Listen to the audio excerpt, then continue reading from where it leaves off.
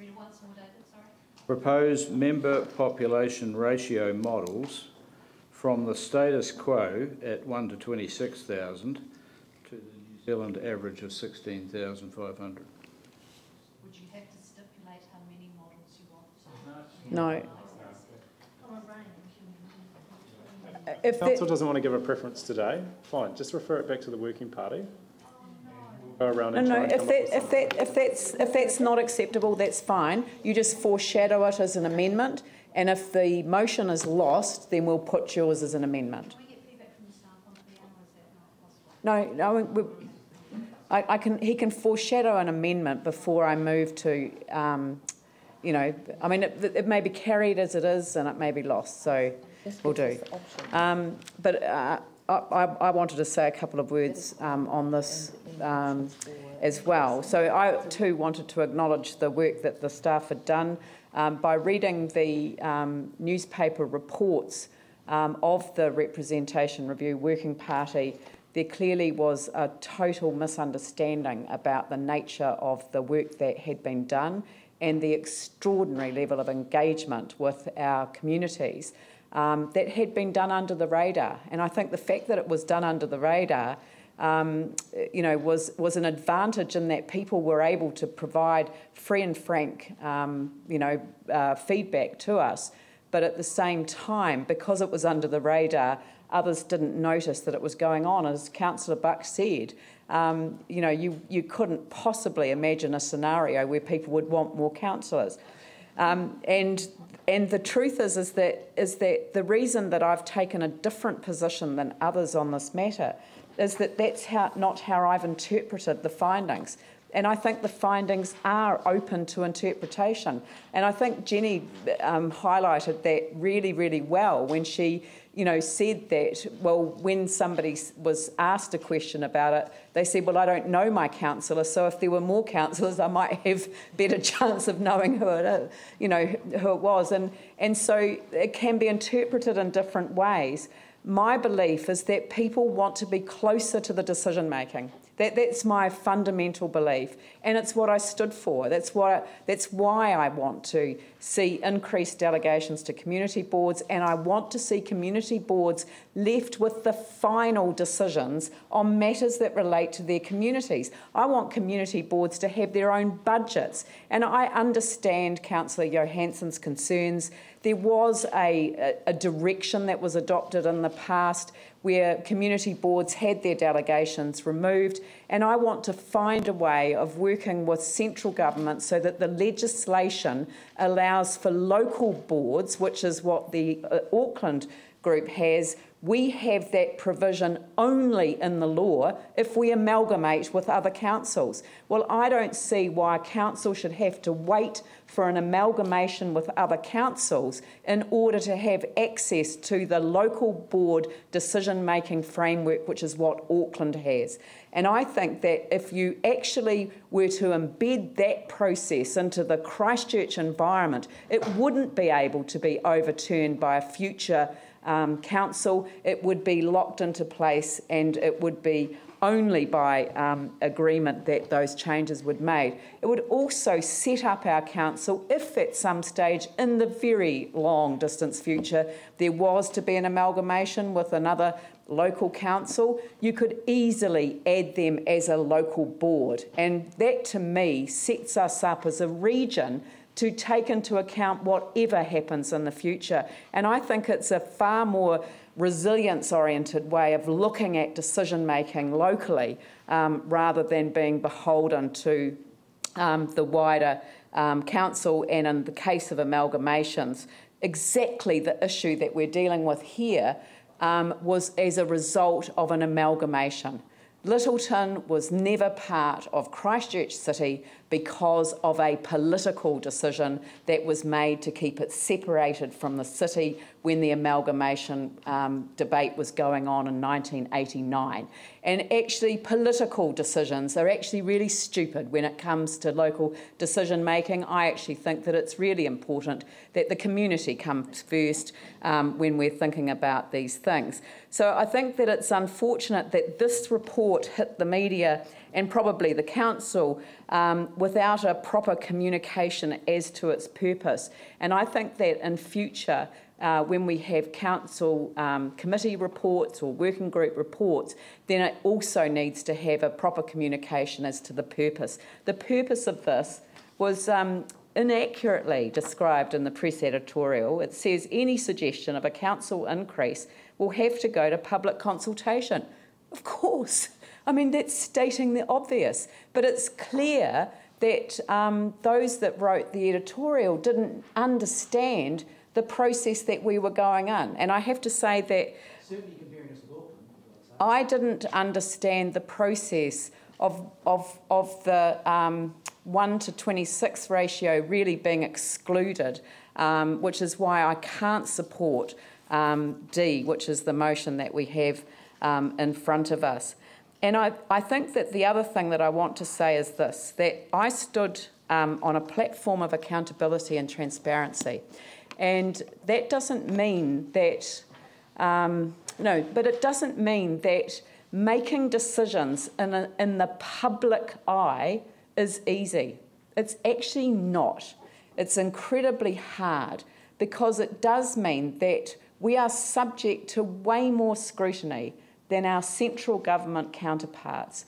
So, for example, in central government, at a cabinet committee, you do not have the media and the live streaming of decision making.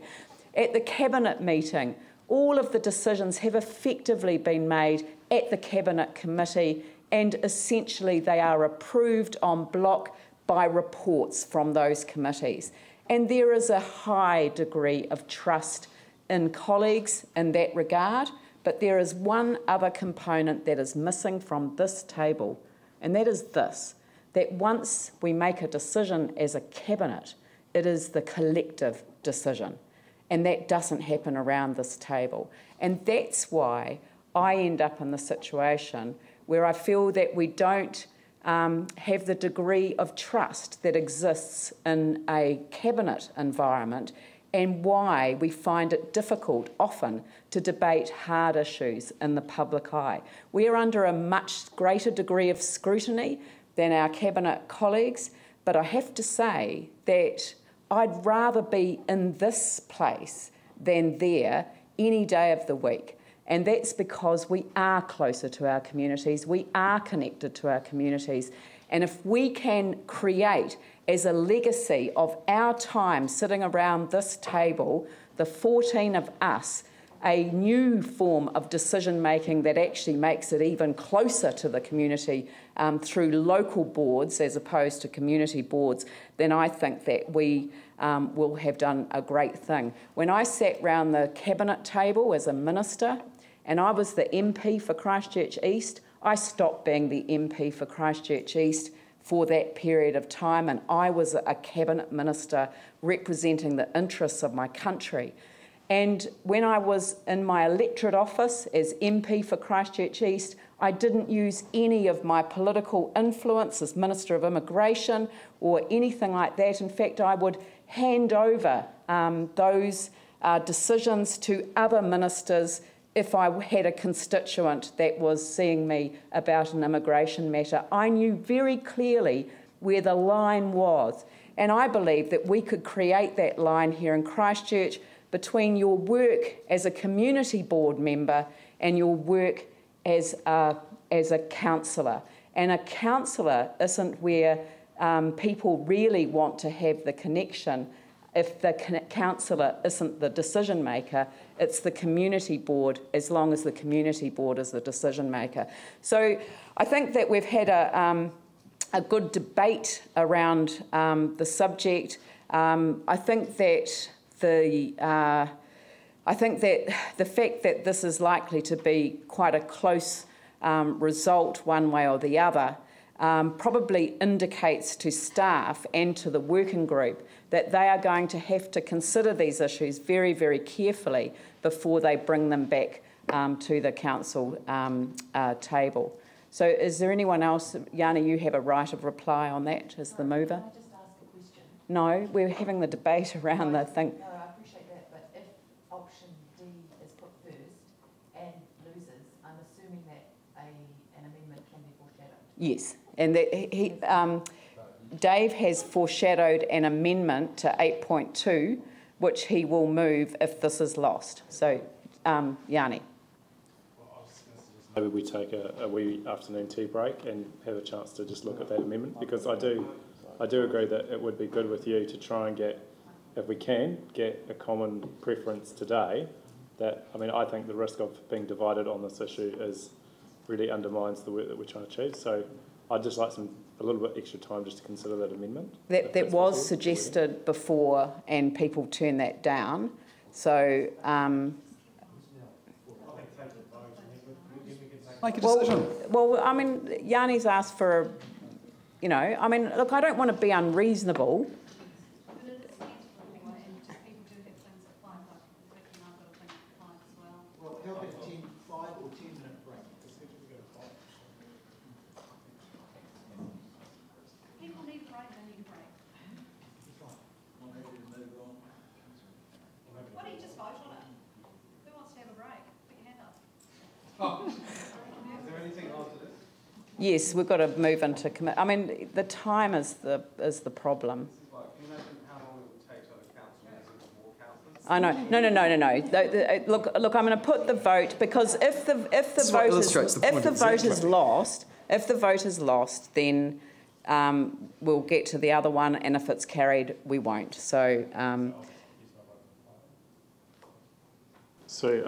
There's a number of points that have been made, and I've tried really hard as chair of that working party to distance myself from my personal view and respond to the community engagement, as we were asked to do through the Local Government Commission workshop. So that's why I'm supporting D. I think there's a number of things that have been raised that the idea of going to local boards is certainly something that's not ruled out, but it's not part of this process. We cannot do that as part of this process. You'll recall, in fact, when the working party was set up, I wanted an increased terms of reference to look at more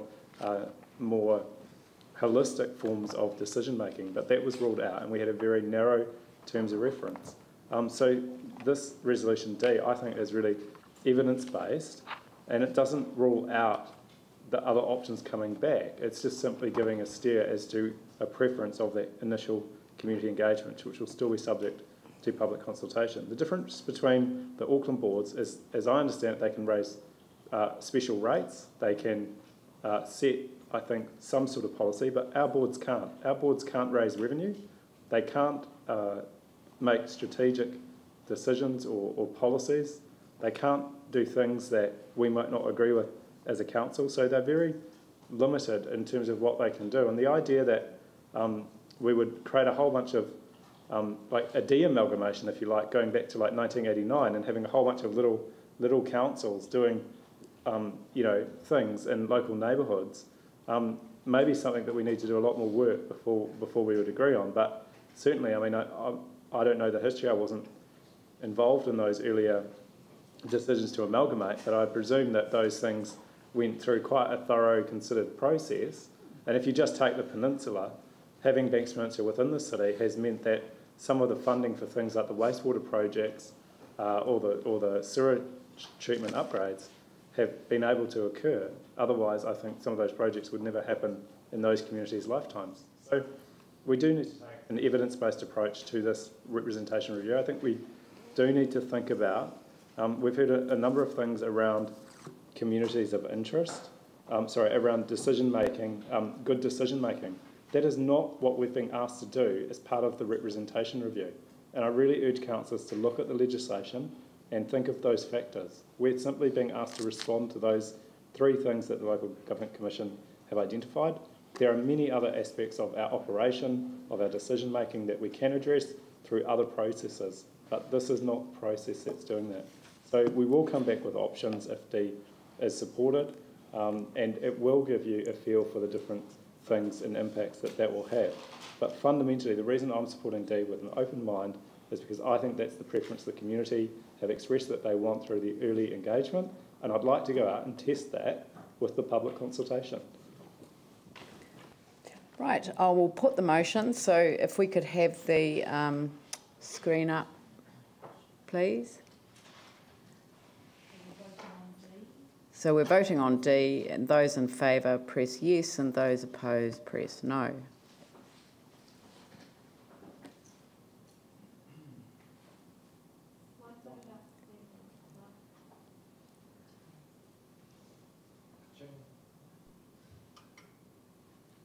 Well, there you go. Prove my point. So it doesn't carry forward. So, David, would you like to move your motion? I've given it to Claire. So Councillor East moves. Would someone like to second that we propose a member population ratio models from the status quo 1 to 26 to the New Zealand average of 1 to 16.5, seconded by Tim Scandrett? I will put that motion. All those in favour say aye. Those opposed say no. Have a vote.